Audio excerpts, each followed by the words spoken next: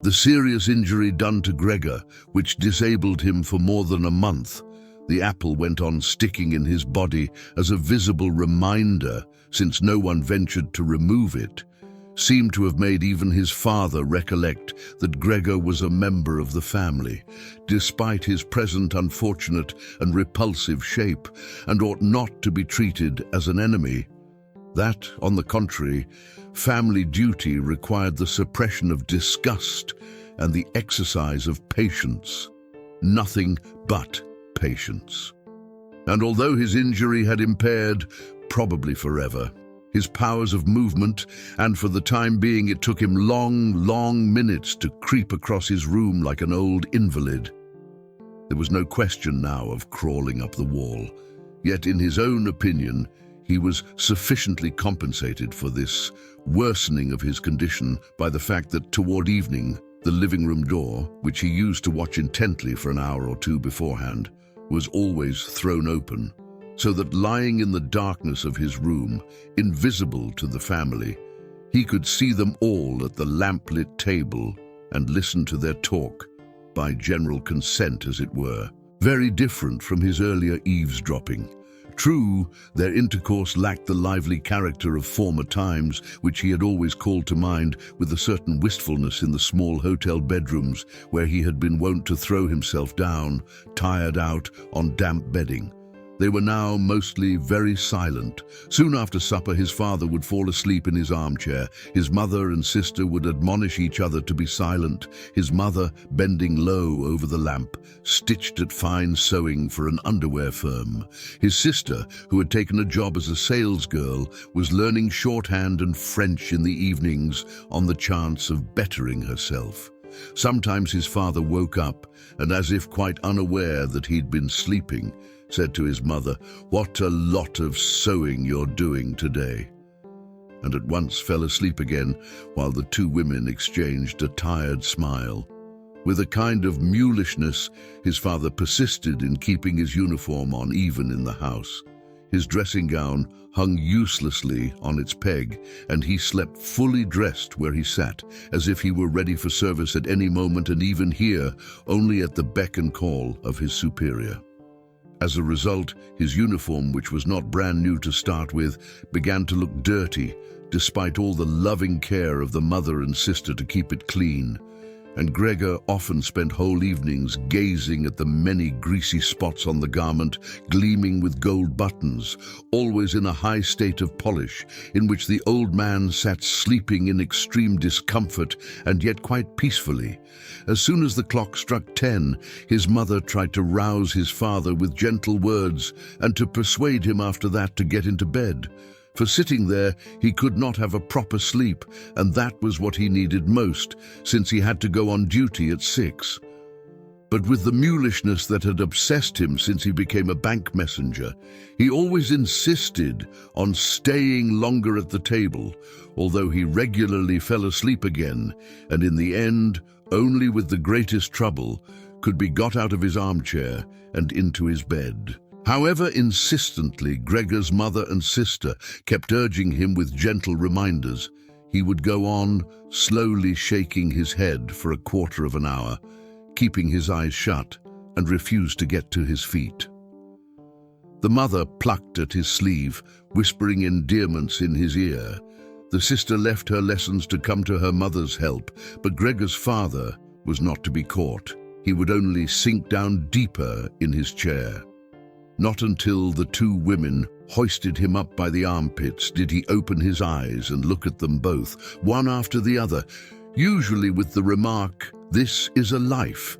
This is the peace and quiet of my old age." And leaning on the two of them, he would heave himself up with difficulty, as if he were a great burden to himself, suffer them to lead him as far as the door, and then wave them off and go on alone, while the mother abandoned her needlework and the sister her pen in order to run after him and help him farther. Who could find time, in this overworked and tired-out family, to bother about Gregor more than was absolutely needful? The household was reduced more and more, the servant girl was turned off, A gigantic, bony charwoman with white hair flying around her head came in morning and evening to do the rough work. Everything else was done by Gregor's mother, as well as great piles of sewing. Even various family ornaments, which his mother and sister used to wear with pride at parties and celebrations, had to be sold, as Gregor discovered of an evening from hearing them all discuss the prices obtained. But what they lamented most was the fact that they could not leave the flat, which was much too big for their present circumstances, because they could not think of any way to shift Gregor. Yet Gregor saw well enough that consideration for him was not the main difficulty preventing the removal, for they could have easily shifted him in some suitable box with a few air holes in it.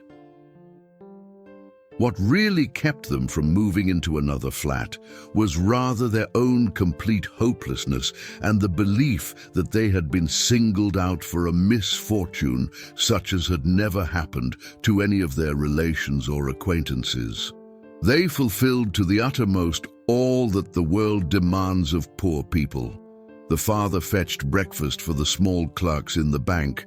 The mother devoted her energy to making underwear for strangers. The sister trotted to and fro behind the counter at the behest of customers, but more than this, they had not the strength to do. And the wound in Gregor's back began to nag at him afresh when his mother and sister, after getting his father into bed, came back again, left their work lying, drew close to each other and sat cheek by cheek. When his mother, pointing toward his room, said, "Shut that door now, Greta," and he was left again in darkness, while next door the women mingled their tears, or perhaps sat dry-eyed staring at the table. Gregor hardly slept at all by night or by day. He was often haunted by the idea that next time the door opened, he would take the family's affairs in hand again, just as he used to do. Once more, after this long interval, there appeared in his thoughts the figures of the chief and the chief clerk, the commercial travelers and the apprentices, the porter who was so dull-witted, 2 or 3 friends in other firms, a chambermaid in one of the rural hotels, a sweet and fleeting memory, a cashier in a milliner's shop, whom he had wooed earnestly but too slowly. They all appeared, together with strangers or people he had quite forgotten. But instead of helping him and his family, they were one and all unapproachable, and he was glad when they vanished. At other times, he would not be in the mood to bother about his family. He was only filled with rage at the way they were neglecting him, and although he had no clear idea of what he might care to eat, he would make plans for getting into the larder to take the food that was after all his due, even if he were not hungry. His sister no longer took thought to bring him what might especially please him, but in the morning and at noon before she went to business, hurriedly pushed into his room with her foot any food that was available, and in the evening cleared it out again with one sweep of the broom, heedless of whether it had been merely tasted or, as most frequently happened, left untouched. The cleaning of his room, which she now did always in the evenings, could not have been more hastily done. Streaks of dirt stretched along the walls. Here and there lay balls of dust and filth. At first, Gregor used to station himself in some particularly filthy corner when his sister arrived, in order to reproach her with it, so to speak. But he could have sat there for weeks without getting her to make any improvement. She could see the dirt as well as he did. But she had simply made up her mind to leave it alone, and yet, with a touchiness that was new to her, which seemed anyhow to have infected the whole family, she jealously guarded her claim to be the sole caretaker of Gregor's room. His mother once subjected his room to a thorough cleaning, which was achieved only by means of several buckets of water. All this dampness, of course, upset Gregor too, and he lay widespread, sulky and motionless on the sofa. But she was well punished for it. Hardly had his sister noticed the changed aspect of his room that evening than she rushed in high dudgeon into the living room and, despite the imploringly raised hands of her mother, burst into a storm of weeping, while her parents, Her father had of course been startled out of his chair, looked on at first, in helpless amazement. Then they too began to go into action. The father reproached the mother on his right for not having left the cleaning of Gregor's room to his sister, shrieked at the sister on his left that never again was she to be allowed to clean Gregor's room, while the mother tried to pull the father into his bedroom since he was beyond himself with agitation. The sister, shaken with sobs, then beat upon the table with her small fists, and Gregor hissed loudly with rage because not one of them thought of shutting the door to spare him such a spectacle and so much noise. Still, even if the sister, exhausted by her daily work, had grown tired of looking after Gregor as she did formerly, there was no need for his mother's intervention or for Gregor's being neglected at all. The charwoman was there, this old widow whose strong, bony frame had enabled her to survive the worst a long life could offer, by no means recoiled from Gregor. Without being in the least curious, she had once by chance opened the door of his room, and at the sight of Gregor, who, taken by surprise, began to rush to and fro, although no one was chasing him, merely stood there with her arms folded. From that time, she never failed to open his door a little for a moment, morning and evening, to have a look at him. At first, she even used to call him to her, with words which apparently she took to be friendly, such as, "Come along then, you old dung beetle," or "Look at the old dung beetle then." To such allocutions, Gregor made no answer, but stayed motionless where he was, as if the door had never been opened. Instead of being allowed to disturb him so senselessly whenever the whim took her, she should rather have been ordered to clean out his room daily. That charwoman.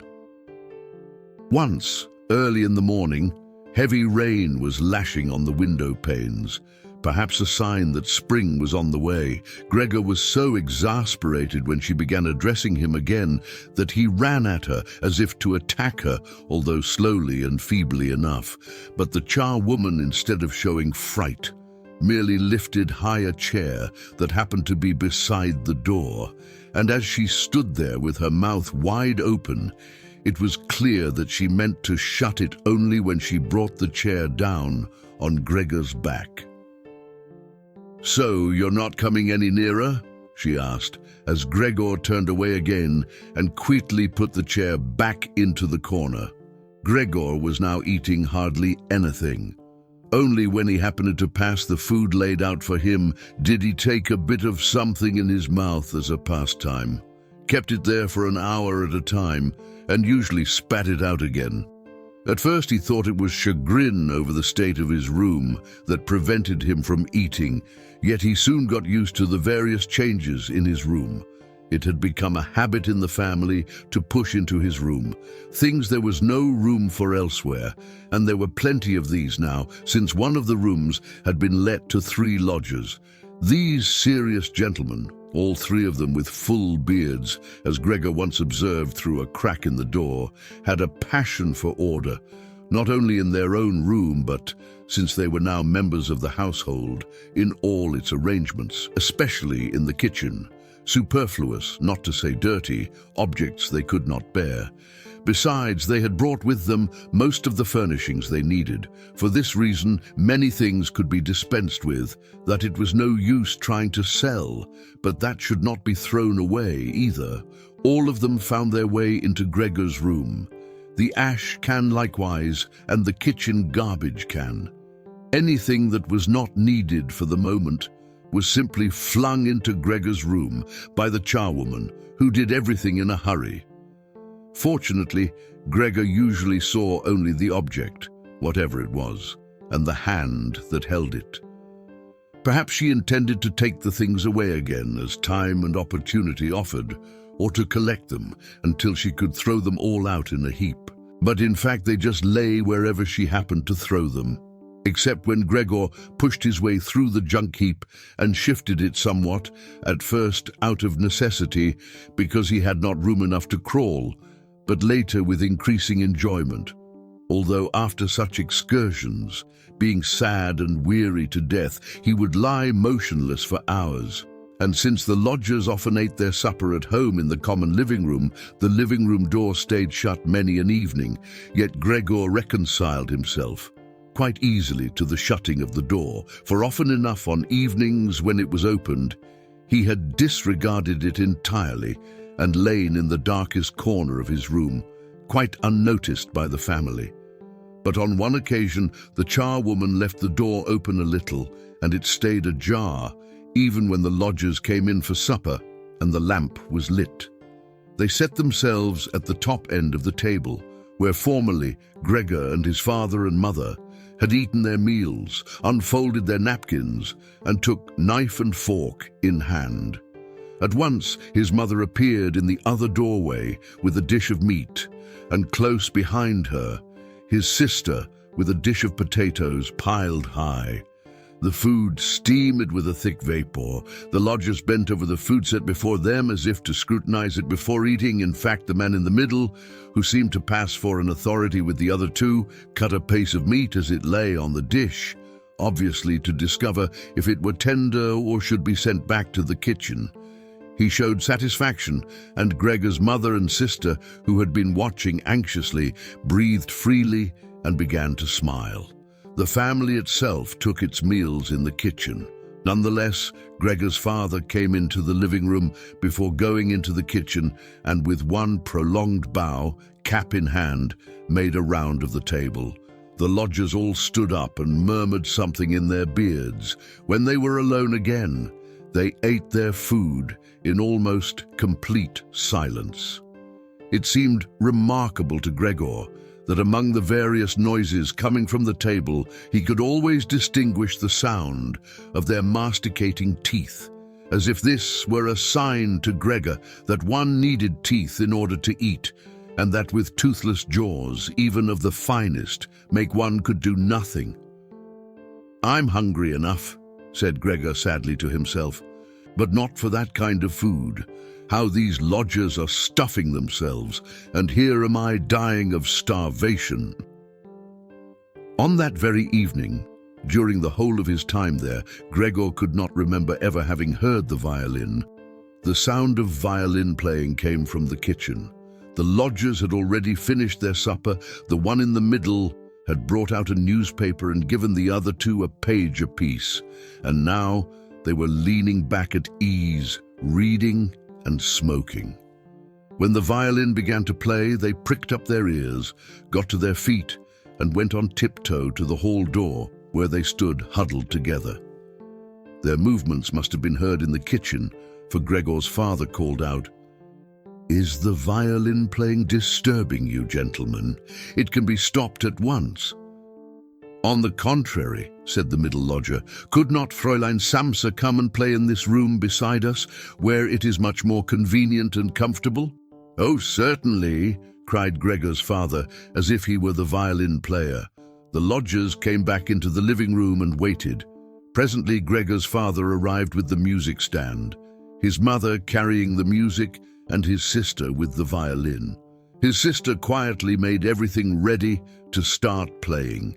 His parents, who had never let rooms before and so had an exaggerated idea of the courtesy due to lodgers, did not venture to sit down on their own chairs. His father leaned against the door, the right hand thrust between two buttons of his livery coat, which was formally buttoned up. But his mother was offered a chair by one of the lodgers, and, since she left the chair just where he had happened to put it, sat down in a corner to one side. Gregor's sister began to play. The father and mother from either side intently watched the movements of her hands. Gregor, attracted by the playing, ventured to move forward a little until his head was actually inside the living room. He felt hardly any surprise at his growing lack of consideration for the others. There had been a time when he prided himself on being considerate, and yet just on this occasion he had more reason than ever to hide himself, since, owing to the amount of dust that lay thick in his room and rose into the air at the slightest movement, he too was covered with dust, Fluff and hair and remnants of food trailed with him, caught on his back and along his sides. His indifference to everything was much too great for him to turn on his back and scrape himself clean on the carpet, as once he had done several times a day. And in spite of his condition, no shame deterred him from advancing a little over the spotless floor of the living room. To be sure, no one was aware of him. The family was entirely absorbed in the violin playing. The lodgers, however, who first of all had stationed themselves, hands in pockets, much too close behind the music stand, so that they could all have read the music, which must have bothered his sister, had soon retreated to the window, half whispering with down-bent heads, and stayed there while his father turned an anxious eye on them. Indeed, they were making it more than obvious that they had been disappointed in their expectation of hearing good or enjoyable violin playing, that they had had more than enough of the performance, and only out of courtesy suffered a continued disturbance of their peace. From the way they all kept blowing the smoke of their cigars high in the air through nose and mouth, one could divine their irritation. And yet Gregor's sister was playing so beautifully. Her face leaned sideways. Intently and sadly, her eyes followed the notes of music. Gregor crawled a little farther forward and lowered his head to the ground so that it might be possible for his eyes to meet hers. Was he an animal that music had such an effect upon him? He felt as if the way were opening before him to the unknown nourishment he craved. He was determined to push forward till he reached his sister, to pull at her skirt, and so let her know that she was to come into his room with her violin, for no one here appreciated her playing as he would appreciate it. He would never let her out of his room, at least not so long as he lived. His frightful appearance would become, for the first time, useful to him. He would watch all the doors of his room at once and spit at intruders. But his sister should need no constraint.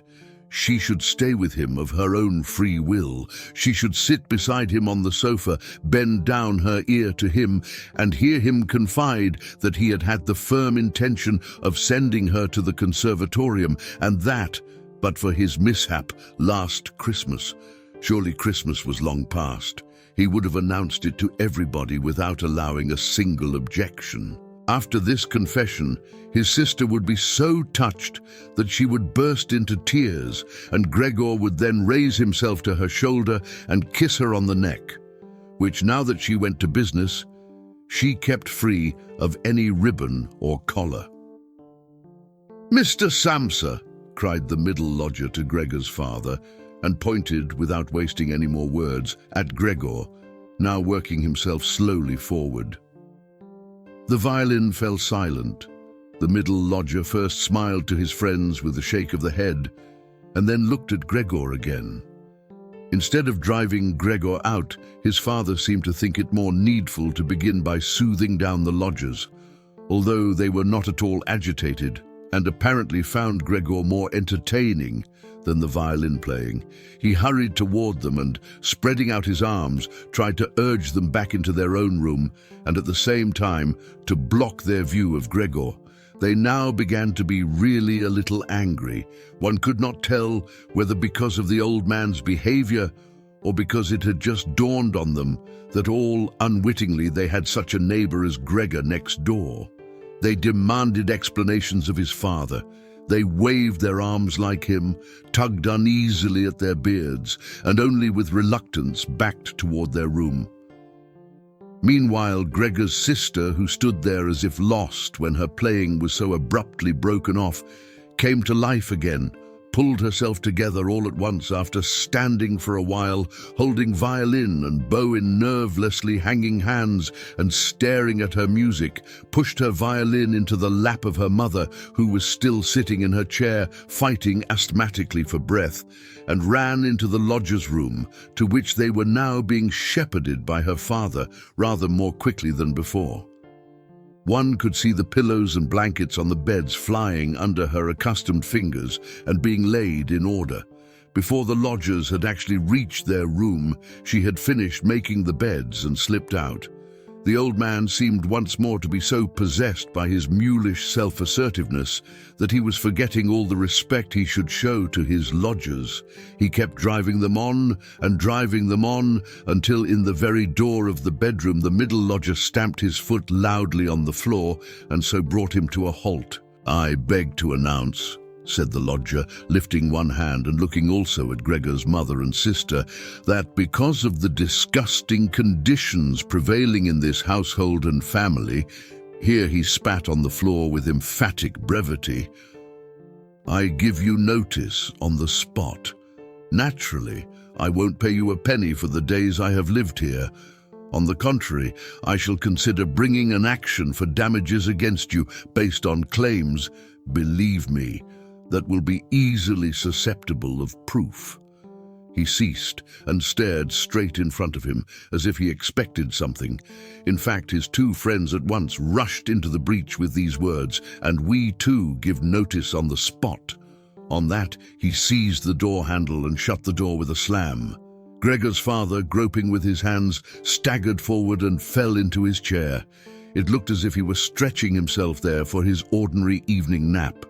But the marked jerkings of his head, which were as if uncontrollable, showed that he was far from asleep. Gregor had simply stayed quietly all the time on the spot where the lodgers had espied him. Disappointment at the failure of his plan, perhaps also the weakness arising from extreme hunger, made it impossible for him to move. He feared, with a fair degree of certainty, that at any moment the general tension would discharge itself in a combined attack upon him, and he lay waiting. He did not react even to the noise made by the violin as it fell off his mother's lap from under her trembling fingers and gave out a resonant note. "My dear parents," said his sister, slapping her hand on the table by way of introduction, "things can't go on like this. Perhaps you don't realize that, but I do. I won't utter my brother's name in the presence of this creature, and so all I say is we must try to get rid of it. We've tried to look after it and to put up with it as far as is humanly possible, and I don't think anyone could reproach us in the slightest." "She is more than right," said Gregor's father to himself. His mother, who was still choking for lack of breath, began to cough hollowly into her hand, with a wild look in her eyes. His sister rushed over to her and held her forehead. His father's thoughts seemed to have lost their vagueness at Greta's words. He sat more upright, fingering his service cap that lay among the plates still lying on the table from the lodger's supper, and from time to time looked at the still form of Gregor. "We must try to get rid of it," his sister now said explicitly to her father, since her mother was coughing too much to hear a word. "It will be the death of both of you. I can see that coming.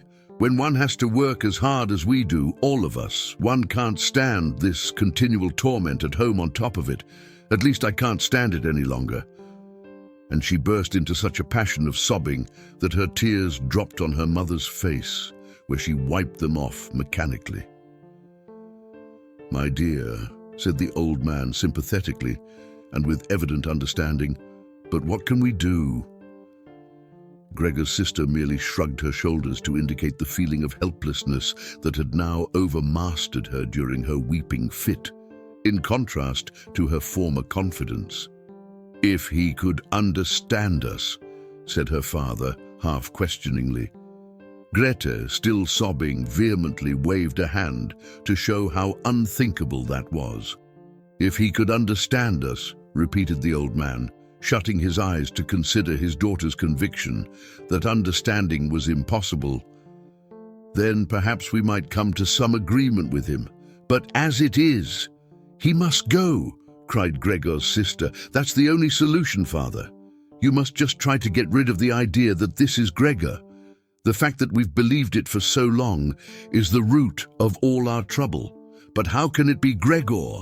If this were Gregor, he would have realized long ago that human beings can't live with such a creature, and he'd have gone away on his own accord. Then we wouldn't have any brother.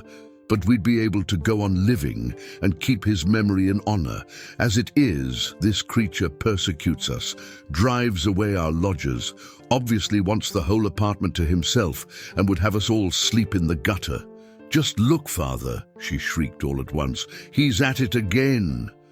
And in an access of panic that was quite incomprehensible to Gregor, she even quitted her mother, literally thrusting the chair from her, as if she would rather sacrifice her mother than stay so near to Gregor, and rushed behind her father, who also rose up, being simply upset by her agitation, and half spread his arms out as if to protect her.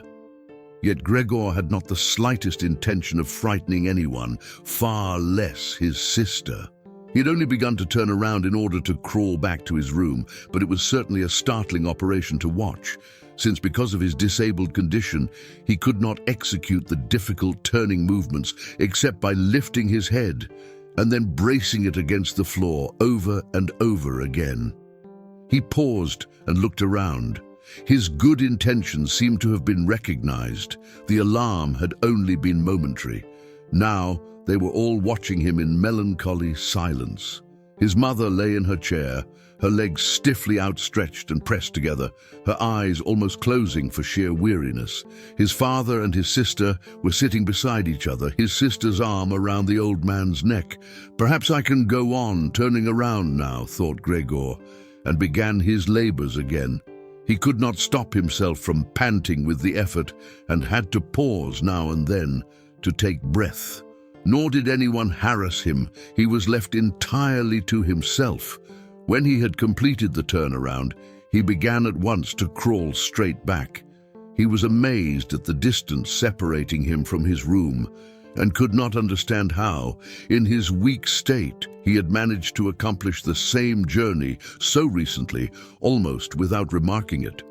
Intent on crawling as fast as possible, he barely noticed that not a single word, not an ejaculation from his family interfered with his progress. Only when he was already in the doorway did he turn his head around. Not completely, for his neck muscles were getting stiff, but enough to see that nothing had changed behind him except that his sister had risen to her feet. His last glance fell on his mother, who was not quite overcome by sleep. Hardly was he well inside his room when the door was hastily pushed shut, bolted and locked. The sudden noise in his rear startled him so much that his little legs gave beneath him. It was his sister who had shown such haste. She had been standing ready waiting and had made a light spring forward. Gregor had not even heard her coming, and she cried, at last, to her parents as she turned the key in the lock. "And what now?" said Gregor to himself, looking around in the darkness. Soon he made the discovery that he was now unable to stir a limb. This did not surprise him. Rather, it seemed unnatural that he should ever actually have been able to move on these feeble little legs. Otherwise, he felt relatively comfortable. True, his whole body was aching, but it seemed that the pain was gradually growing less and would finally pass away. The rotting apple in his back and the inflamed area around it, all covered with soft dust, already hardly troubled him. He thought of his family with tenderness and love. The decision that he must disappear was one that he held to even more strongly than his sister, if that were possible. In this state of vacant and peaceful meditation, he remained until the tower clock struck 3 in the morning. The first broadening of light in the world outside the window entered his consciousness once more. Then his head sank to the floor of its own accord, and from his nostrils came the last faint flicker of his breath. When the charwoman arrived early in the morning, what between her strength and her impatience, she slammed all the doors so loudly, never mind how often she had been begged not to do so, that no one in the whole apartment could enjoy any quiet sleep after her arrival. She noticed nothing unusual as she took her customary peep into Gregor's room. She thought he was lying motionless on purpose, pretending to be in the sulks. She credited him with every kind of intelligence. Since she happened to have the long-handled broom in her hand, she tried to tickle him up with it from the doorway. When that too produced no reaction, she felt provoked and poked at him a little harder, and only when she had pushed him along the floor without meeting any resistance was her attention aroused. It did not take her long to establish the truth of the matter, and her eyes widened. She let out a whistle, yet did not waste much time over it, but tore open the door of the Samsa's bedroom and yelled into the darkness at the top of her voice, "Just look at this. It's dead. It's lying here dead and done for." Mr. and Mrs. Samsa started up in their double bed, and before they realized the nature of the charwoman's announcement, had some difficulty in overcoming the shock of it.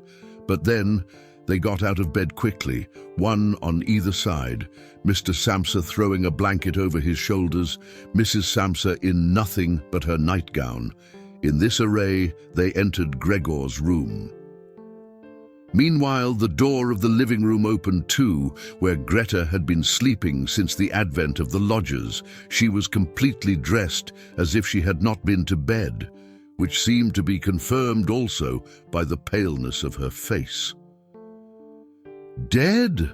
said Mrs. Samsa, looking questioningly at the charwoman, although she would have investigated for herself, and the fact was obvious enough without investigation. "I should say so," said the charwoman, proving her words by pushing Gregor's corpse a long way to one side with her broomstick. Mrs. Samsa made a movement as if to stop her, but checked it. "Well," said Mr. Samsa, "now thanks be to God." He crossed himself, and the three women followed his example. Greta, whose eyes never left the corpse, said, "Just see how thin he was. It's such a long time since he's eaten anything. The food came out again just as it went in." Indeed, Gregor's body was completely flat and dry, as could only now be seen when it was no longer supported by the legs, and nothing prevented one from looking closely at it. "Come in beside us, Greta, for a little while," said Mrs. Samsa with a tremulous smile, and Greta, not without looking back at the corpse, followed her parents into their bedroom. The charwoman shut the door and opened the window wide. Although it was so early in the morning, a certain softness was perceptible in the fresh air. After all, it was already the end of March. The three lodgers emerged from their room and were surprised to see no breakfast. They had been forgotten. "Where's our breakfast?" said the middle lodger peevishly to the charwoman. But she put her finger to her lips and hastily, without a word, indicated by gestures that they should go into Gregor's room. They did so and stood, their hands in the pockets of their somewhat shabby coats, around Gregor's corpse in the room where it was now fully light. At that, the door of the Samsa's bedroom opened, and Mr. Samsa appeared in his uniform, his wife on one arm, his daughter on the other. They all looked a little as if they had been crying. From time to time, Greta hid her face on her father's arm. "Leave my house at once," said Mr. Samsa, and pointed to the door without disengaging himself from the women. "What do you mean by that?" said the middle lodger, taken somewhat aback, with a feeble smile. The two others put their hands behind them and kept rubbing them together as if in gleeful expectation of a fine set in which they were bound to come off the winners. "I mean, just what I say," answered Mr. Samsa, and advanced in a straight line with his two companions toward the lodger. He stood his ground at first quietly, looking at the floor as if his thoughts were taking a new pattern in his head.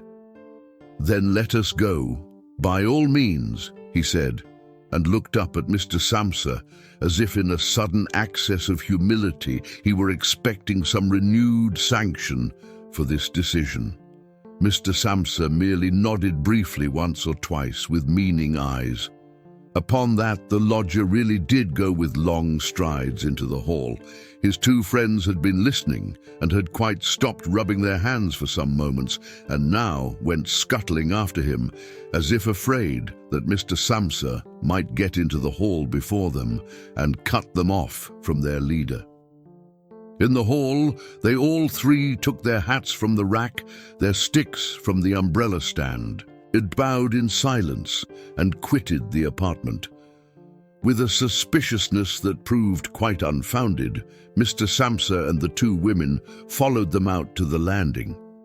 Leaning over the banister, they watched the three figures slowly but surely going down the long stairs, vanishing from sight at a certain turn of the staircase on every floor and coming into view again after a moment or so.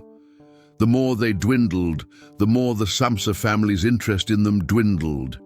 And when a butcher's boy met them and passed them on the stairs, coming up proudly with a tray on his head, Mr. Samsa, and the two women soon left the landing, and as if a burden had been lifted from them went back into their apartment, they destined to spend this day in resting and going for a stroll.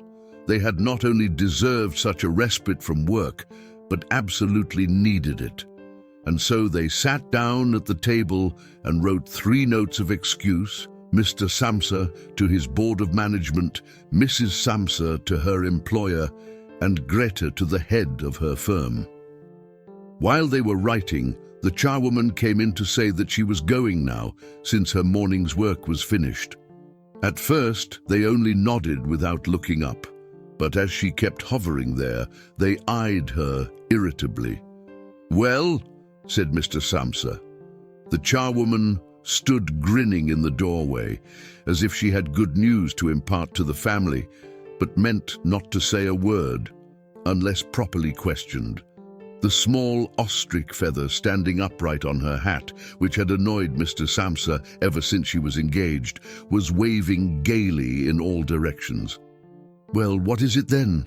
asked Mrs. Samsa, who obtained more respect from the charwoman than the others.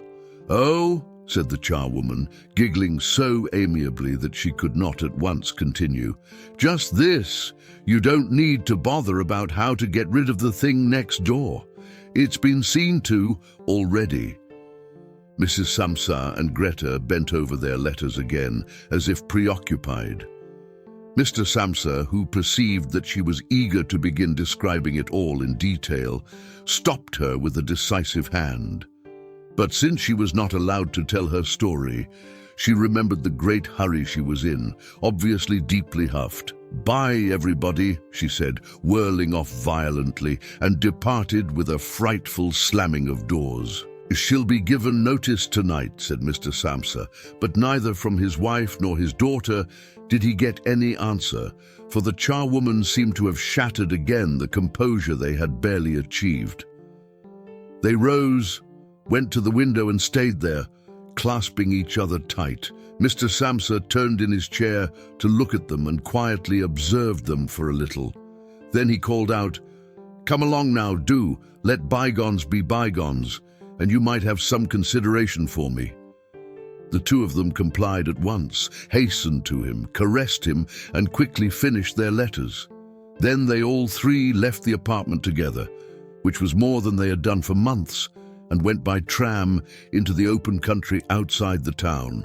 The tram, in which they were the only passengers, was filled with warm sunshine. Leaning comfortably back in their seats, they canvassed their prospects for the future, and it appeared on closer inspection that these were not at all bad, for the jobs they had got, which so far they had never really discussed with each other, were all three admirable and likely to lead to better things later on. The greatest immediate improvement in their condition would of course arise from moving to another house. They wanted to take a smaller and cheaper, but also better situated and more easily run apartment than the one they had, which Gregor had selected. While they were thus conversing, it struck both Mr. and Mrs. Samsa almost at the same moment, as they became aware of their daughter's increasing vivacity, that in spite of all the sorrow of recent times, which had made her cheeks pale, She had bloomed into a pretty girl with a good figure. They grew quieter and half unconsciously exchanged glances of complete agreement, having come to the conclusion that it would soon be time to find a good husband for her. And it was like a confirmation of their new dreams and excellent intentions that at the end of their journey, their daughter sprang to her feet first and stretched her young body.